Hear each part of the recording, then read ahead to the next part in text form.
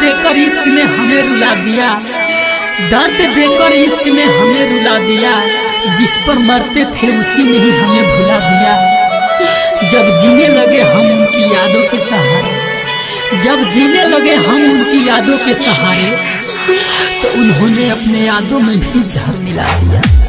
Mix DJ Ravindra राज यादव, नगवा सुपा बाजार।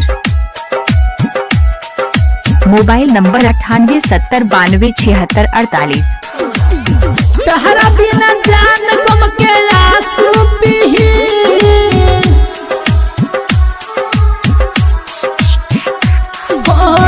तोहरा बिना जान गम के आंसू पीही।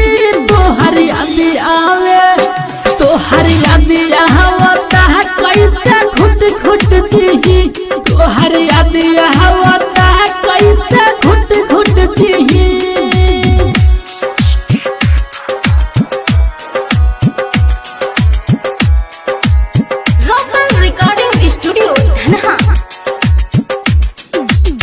दुश्मन भइल बाटे सदर जमाना, तोहरे ही याद में खाई ना खाना।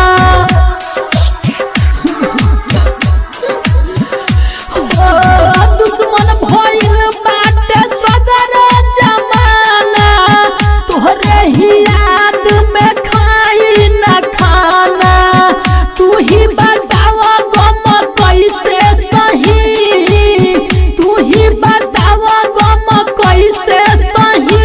तोहर याद आवे, तोहर याद आवता कैसे घुट घुट जीही। तोहर याद आवता कैसे घुट घुट जीही। मिक्स डीजे रविंद्र राज यादव, नगवा सुपा बाजार। Mobile number 9870927648। सुखीपुर मालूम ना रहे आज कल ऐसन होता। जीतू जितेंद्र रातों दिन रोता।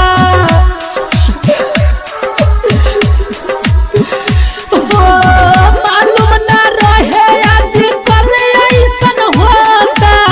जीतू जितेंद्र रातों दिन रोता। राइतरी मराना बात साचे कही, दीपू दिलदार छोटू साचे कही। तोहर याद आवे, तोहर याद आवता कैसे घुट घुट जीही। तोहर याद आवे।